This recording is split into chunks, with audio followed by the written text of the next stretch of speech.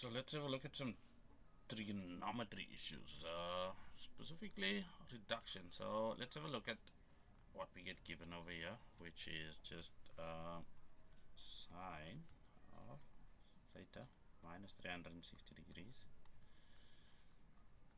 sine of 90 degrees minus theta, and tan of negative theta forms our numerator, all divided by cosine of 90 degrees plus theta. Radio. So let's do this in blue. Let's start with that. This minus 360 degrees is nothing other than, if we were to look at any ray, well, minus is clockwise, 360 degrees brings you right back. So that reduction is just about getting rid of that, so it reduces to sine of theta. Then we have a cofunction.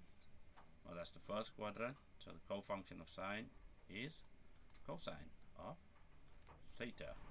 Cosine of 90 minus theta is that, and then obviously that's just a negative rotation in the fourth quadrant, so that ends up being negative tan of theta in its reduced form. And then 90 degrees plus theta gives us the second quadrant, and cosine is negative over there, so that becomes negative sine of theta. Well, those two just cancel out, so we'll end up with, well, a negative and a negative gives us a positive, so we'll have cosine of theta, and then we'll go with our basic identity, which is that tan of theta is equal to sine of theta over cosine of theta, and we end up with sine of theta. And what do they want? A single trigonometric ratio, so we are good over there. Well, you get marks for that reduction, cofunction, cofunction, cofunction, and then your simplification and answer. Radio. Hence, or otherwise, without using a calculator, solve for theta. If we are restricted with theta being between 0 and 360 degrees, and then we have the exact same trig ratio being equal to 0.5. Well, we could write this and rewrite this entire equation as is, or we can use our reduction. The word hence is the clue over there, so that becomes sine of theta being equal to 0.5 degrees, and that's just 1 over 2. So if we have to take a look at our special triangles, for 30/60 we have this configuration over here. Well, you can see that sine of theta, sine of 30 is 1 over 2, so our reference angle over here would have 30 being the size of theta. So there we go. However, the solution needs to fit over here, and we know where theta is positive for sine. That's going to be the first and second quadrant, so therefore theta is equal to 30 degrees, or theta is equal to 180 degrees minus 30 degrees, and that's just equal to 150 degrees. No rotations required, or the period is not required over there. So that one's good. Let's see if we can move to the other problems. Come on. Yeah. Well, over here we have cosine of 26 degrees being equal to m. We are asked, without the use of a calculator, to state 2 sine of 77 degrees in terms of m. Well, let's have a look at how that one would work. Just for funsies, let's do this one in green. So we'll start off with what they give us and see if we can work our way to the 77 degrees. So cosine of 27 degrees is equal to m, as stated. But we know, looking at this 77,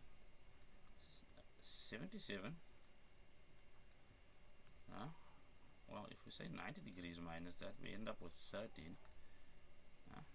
that's cool. And 13 times 20 times 2 happens to be 26 degrees, so that's good. So we can restate this. It's cosine of 2 times 13 degrees, and that's equal to m. We haven't changed anything. But now we'll take that and have a look at our formula sheet. We need to move to something that says sine squared. Now luckily, cosine of 2 theta, if we have a look at our formula sheet, one of the identities for this double angle says we can convert it into 2 times cosine squared of theta minus 1. So we'll do that. So let's do cosine squared of 13 degrees minus 1. Just put the degree sign over there. Yeah. So that's equal to m. But remember, what we actually want over here is to restate this 77 degrees. That's why this is so good, because the co-function of cosine says we can rewrite cosine of 13 as sine of 90 degrees minus 77 degrees, and that's what we'll do. Oh, sorry, let me just correct myself. We can rewrite that as cosine of 90 degrees minus 77, and the co-function of that is just going to be sine of 77 degrees, which is good. Now we're just going to square that. So that'll be 2 sine of 77 degrees if we follow the logic over here. Cosine of 13, it's cosine of 90 degrees minus 77, and if we use the co-function, we end up with sine of 77, and we use that to restate this as sine squared of 77 degrees. But then we can add 1 to both sides, so that ends up being m plus 1, which is exactly what they wanted over there. So it's stated in terms of m as per requirement. Yeah. Okay, so next problem, if we can find it, here we go. Simplify the following expression to a single trigonometric function. So what do we have? Well, for cosine of negative x is nothing other than 4 cosine of x, because that's just fourth quadrant and cosine is positive over there. Here we have cosine of 90 plus x. Well, 90 plus x is the second quadrant. Cosine is negative over there, so that turns into negative sine of x. Well, the next one over here, next piece we have to deal with within this expression is this. And we see we have sine of something, cosine of something else, plus cosine of that same something, and then sine of the second same something. And that is a compound angle, specifically the sine of a plus b compound angle. So this just turns into sine of, well, the a value or alpha value, depending on what your formula sheet says, is going to be the first one.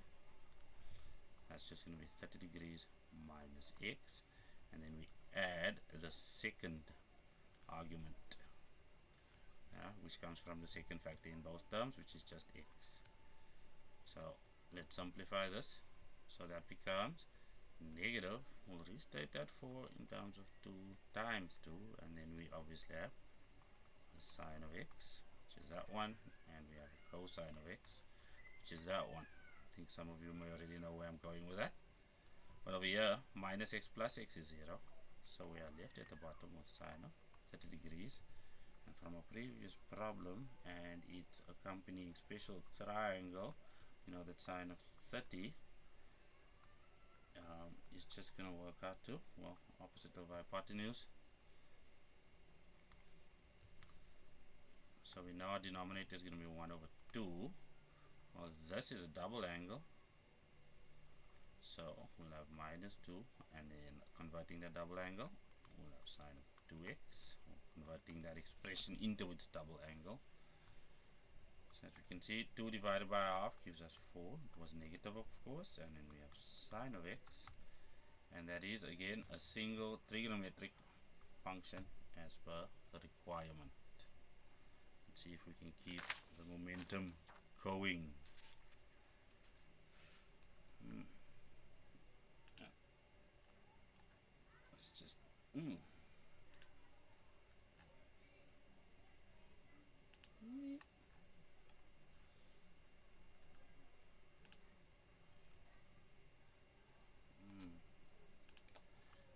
some editing over there. Well,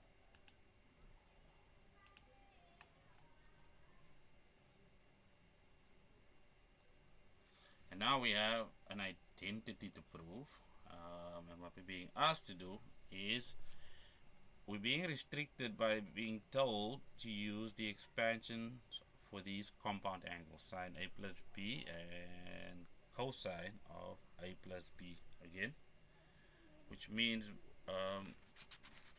we're stuck with those. Nah. But let's do what's required of us. So we have sine of A plus B over cosine of A plus B, which you have to turn into the expression on the right hand side.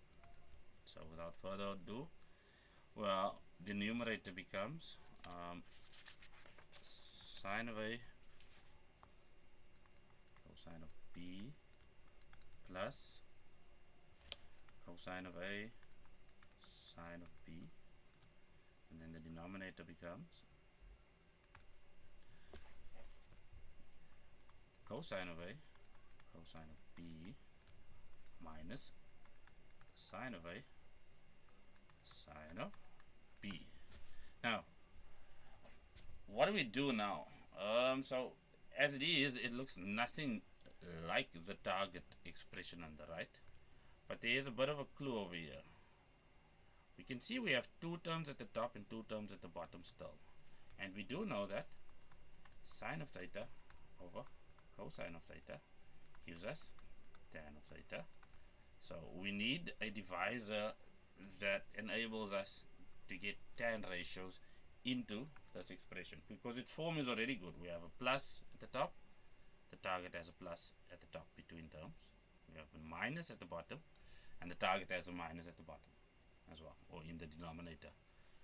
Now I did point to that 1, which means if we have the ability to divide everything over here by cosine A cosine B, this will turn into 1, and then we can see what happens over here. So how do we accomplish this? Well, we know how to manipulate fractions, but first let's get a different color. So we'll put the numerator in brackets as well as the denominator, and then what we'll do is we will divide the top by cosine A multiplied by cosine B in the denominator. So 1 over cosine A cosine B, or we divide by cosine A cosine B, and then what we do at the top we have to do at the bottom. Well, now it's a simple case of expanding through multiplication if we do it this way. So let's have a look at it. So at the top we'll have sine A sine B, and multiplied by our manipulation, the factor that we chose over there, we'll have cosine A cosine B, and then for the second term we'll have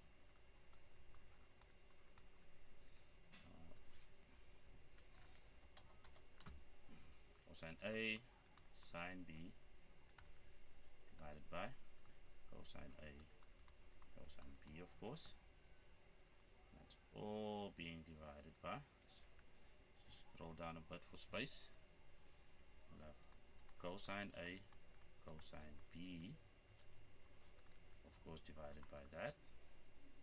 So then we'll have cosine A cosine B, and that'll be subtracting. Well, we have sine A sine B over cosine A, cosine B. So still simple, just well, quite a lot of work. So let's see what happens now. So over here we'll have, I messed something up. Sine A cosine B. Yes, I did. Let's get my eraser. Made a transcription error over here. That is meant to say.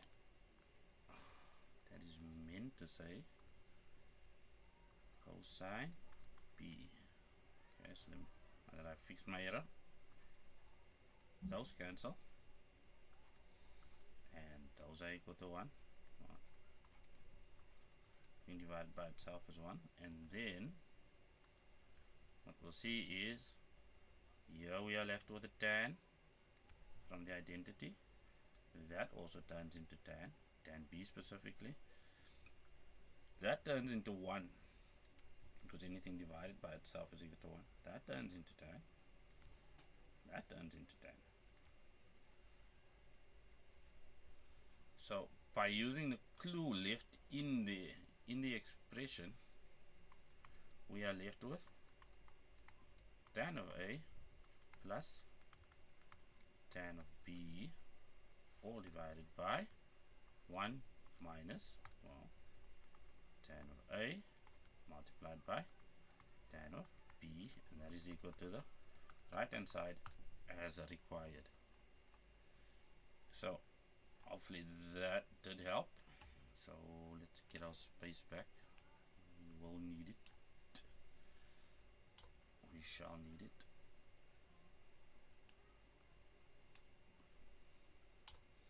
Adio. So for the second part, they tell us that if tan A plus B is equal to sine of A plus B of cosine of A plus B, prove in any triangle ABC that tan of A times tan of B times tan of C is equal to tan of A plus tan of B plus tan of C. So how do we accomplish this? Now, we did just prove that this is equal to this on the right hand side. Rightio. So by extension, tan of A plus B is equal to that as well. So let's make that our jumping off point, because maybe that's why they mentioned it. So that's going to equal tan of A plus tan of B divided by 1 minus tan of A times tan of B. So let's just pause there for a minute. What we can see over here is that the numerator, I'm now green, the numerator is almost the right hand side. Now, and then part of the denominator is almost the left hand side. Now, they do tell us that in any triangle ABC, so in any triangle ABC, we would have this configuration, obviously, something similar to this. That's one of the ways we can draw it. So in any triangle, then, we would know that angle C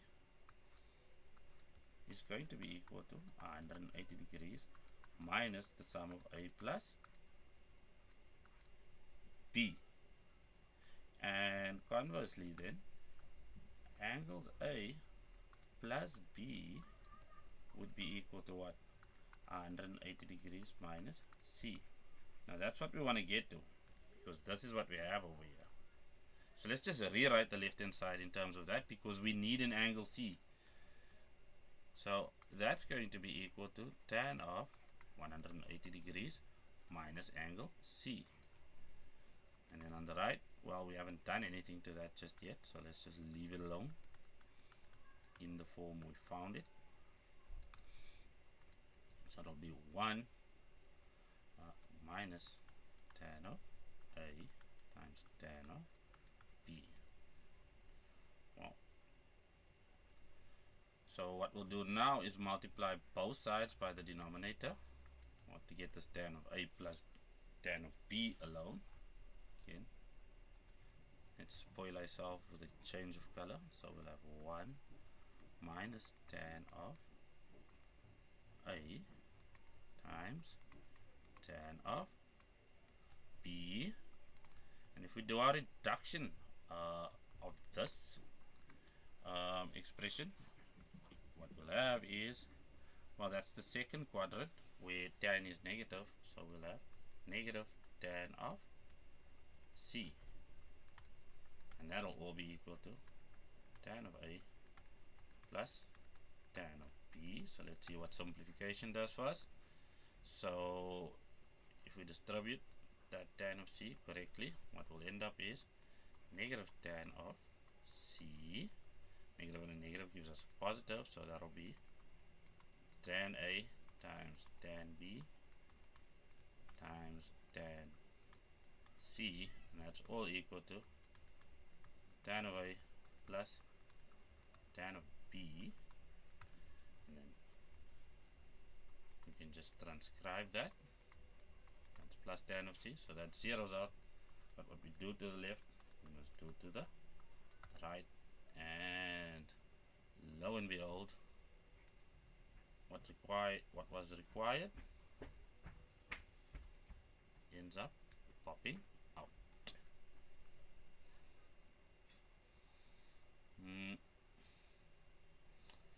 And then for the last part of this video, what we now have is a requirement to solve for 2 cosine x being equal to tan of 2x. Well, the first thing we can do is recognize we have our basic identity over there, so that's just going to be sine of 2x over cosine of 2x. Now we just multiply both sides by cosine of 2x. Remember now that cosine of 2x cannot equal 0 because we're not allowed to divide by 0. That's multiplied by 2 cosine of x. That's all equal to, well, we can expand this double angle.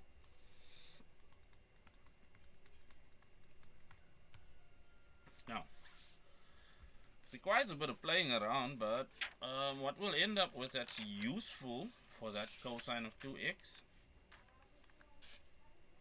is going to be cosine squared of x minus sine squared of x, straight from the formula sheet. And that's still multiplied by 2 cosine of x. Let's transpose this 2 cosine sine x, cosine x. And that's of course all equal to 0. So what we'll do now, we can see that we have a common factor that we can pull after we multiply. But let's just do the multiplication first. What I mean by that, well, let's just do that.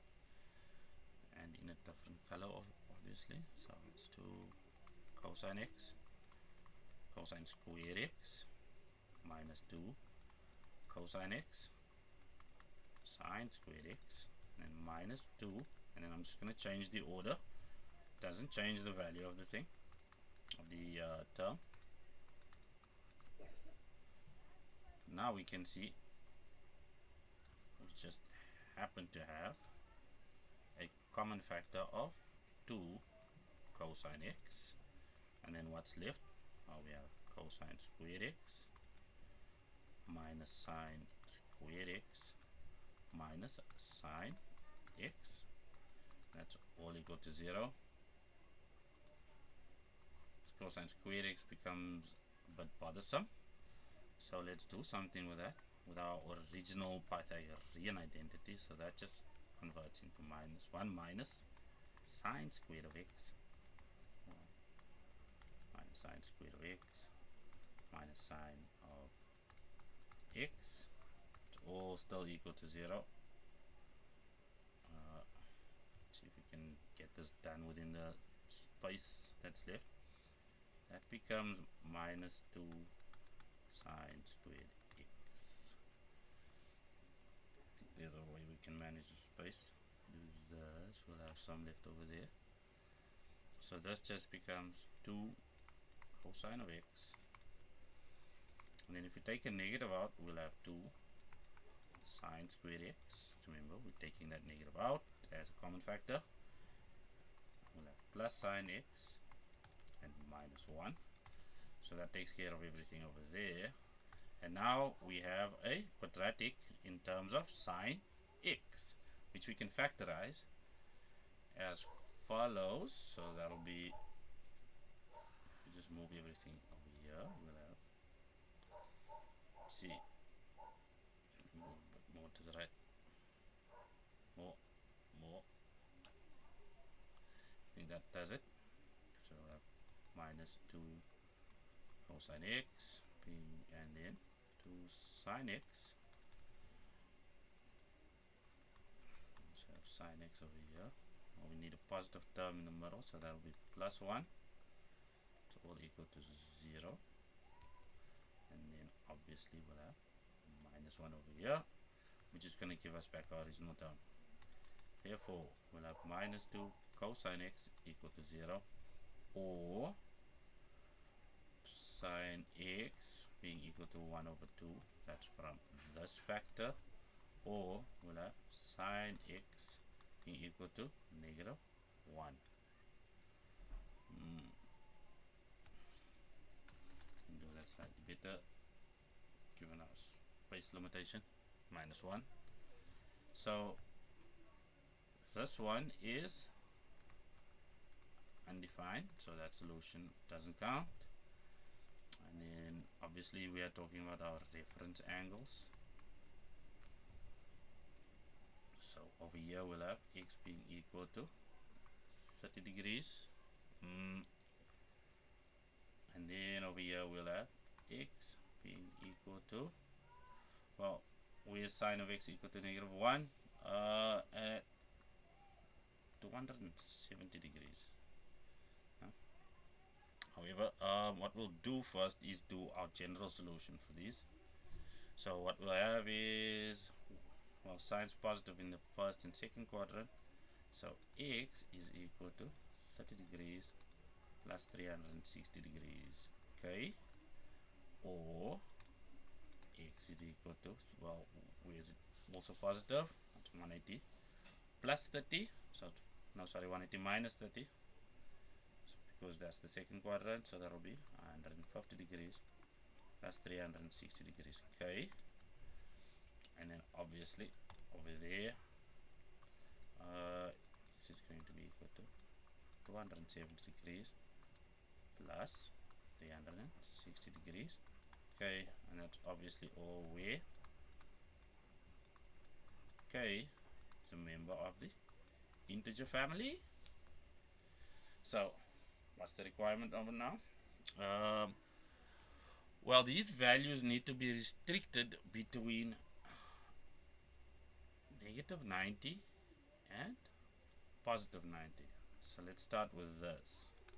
Okay, so 30 degrees is good. Plus or minus 360 takes us out of our domain, our restricted domain. Well, 270 is already out of our restricted domain. But, well, 270 minus 360 is going to give us minus 90. And that's on the boundary of our domain because we have square brackets, so negative 90 is included. Then let's have a look. 150 is outside of our domain. Well, let's see what happens if we subtract 360. So, let's see. 0. Oh, so that one falls out of bounds. Therefore, x, in our case, is just going to form part of the subset of minus 90 and 30 degrees. Those are the subset of the general solutions that work for the requirements of this problem.